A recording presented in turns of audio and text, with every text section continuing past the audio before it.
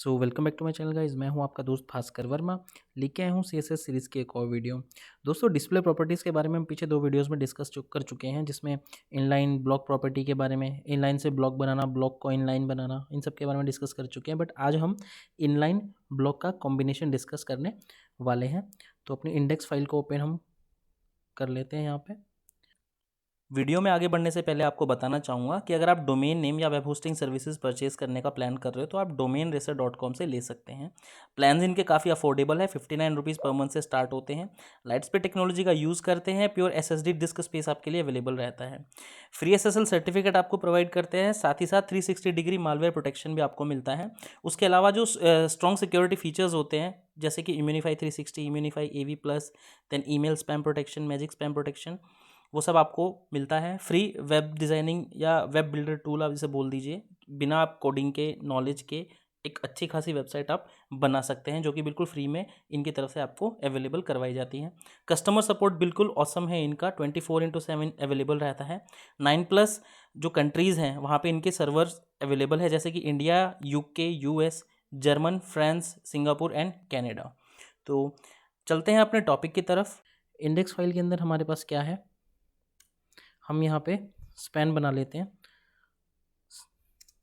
Span की जगह अगर हम डिव बनाते हैं तो आपको पता है कि डिव एक ब्लॉक एलिमेंट है और स्पैन जो है इनलाइन एलिमेंट है। तो इस एग्जांपल के लिए जो है हमें इनलाइन एलिमेंट चाहिए। तो आईडी मैंने इनलाइन दे दी, इसको ब्लॉक दे दी, इसको इनलाइन ब्लॉक दे दी। एक बार के लिए इनलाइन ब्लॉक,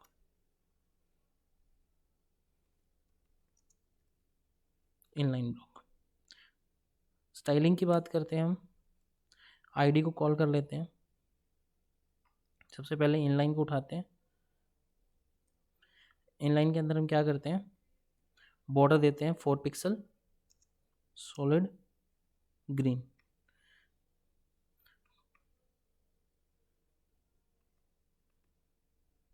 थ्री टाइम्स हमने बॉर्डर बना लिया। तीनों की आईडी को कॉल कर लेंगे हम, यहाँ पे ब्लॉक लगा लेंगे एंड इसके अंदर हमारा क्या है, इनलाइन ब्लॉक। अभी तक मैंने डिस्प्ले प्रॉपर्टी दी नहीं है, ठीक है। तो इसमें क्या होगा, ये तीनों की तीनों क्या है, इनकी डिस्प्ले प्रॉपर्टी क्या है, इनलाइन है बाय डिफ़ॉल्ट। रिफ्रेश करके देख लीजिए, तीनों की इनलाइन प्रॉपर्टी है। ये इनलाइन है, ये ब्लॉक है, ये इनलाइन ब्लॉक है। तीनों की इनलाइन है क्योंकि मैंने डिस्प्ले प्रॉपर्टी अलग से मेंशन नहीं करी है। अब मूव करते हैं अपने टॉपिक की तरफ। सबसे पहले बाय डिफ़ॉल्ट है बट फिर भी मेंशन कर देता हूँ, इसके अंदर हम बनाएंगे इसको ब्लॉक। इसको हम एक बार के लिए इनलाइन ही बनाएंगे। तो मैंने क्या किया, दो इनलाइन के बीच में एक ब्लॉक ले लिया। रिफ्रेश करके देखेंगे क्या होता है। आपको पता है बाय डिफ़ॉल्ट इनलाइन और ब्लॉक में क्या डिफरेंस है, कि ब्लॉक जो है वो पूरी 100% विड्थ लेता है। अगर यहाँ पे इससे पहले कोई एलिमेंट है या इसके बाद में कोई एलिमेंट है, दोनों से खुद को अलग कर लेगा, 100% विड्थ लेगा। ये ब्लॉक का काम है, इनलाइन का आपको पता है। सबसे पहला यूज़ क्या है, इनलाइन ब्लॉक प्रॉपर्टी का। तो सबसे पहले जो यूज़ है इनलाइन ब्लॉक प्रॉपर्टी का वो है, अगर आप हाइट और विड्थ मेंशन करते हो ना, किसके अंदर, इनलाइन के अंदर, अगर आप इनलाइन के अंदर हाइट और विड्थ डालते हो ना, तो उससे कोई भी फ़र्क नहीं पड़ता है। ये मैंने हाइट विड्थ डाला, कोई भी फ़र्क इस पर नहीं पड़ा।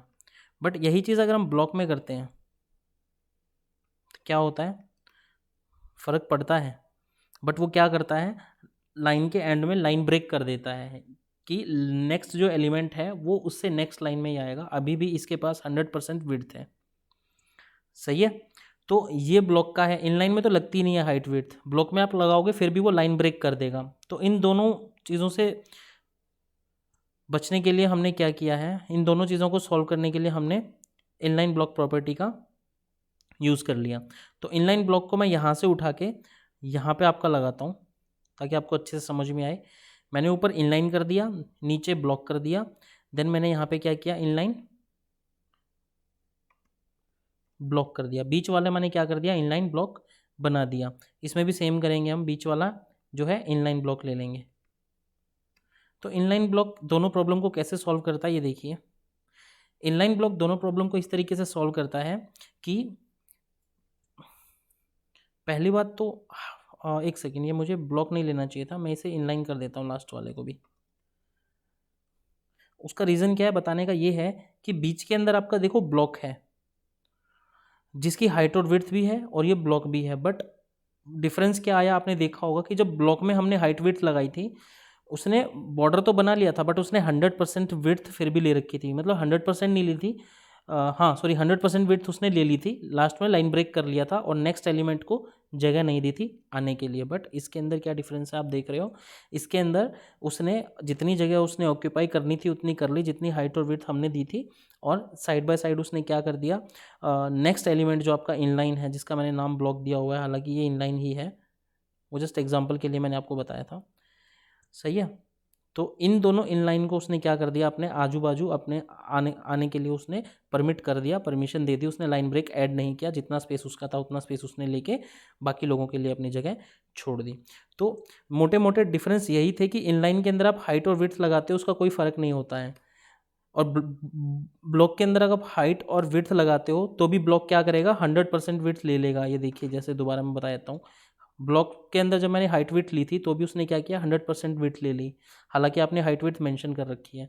तो इन दोनों प्रॉब्लम को सोल्यूशन करने के लिए क्या किया गया, इनलाइन और ब्लॉक को कंबाइन कर दिया गया, जिससे क्या हुआ कि इसने अपने लेफ्ट में और अपने राइट में दोनों तरफ एलिमेंट्स को जगह दे दी, और इसने 100% विड्थ को नहीं घेरा, और हाइट विड्थ की भी इसकी जो है आपको जो आपने डाली थी वो अप्लाई हो गई।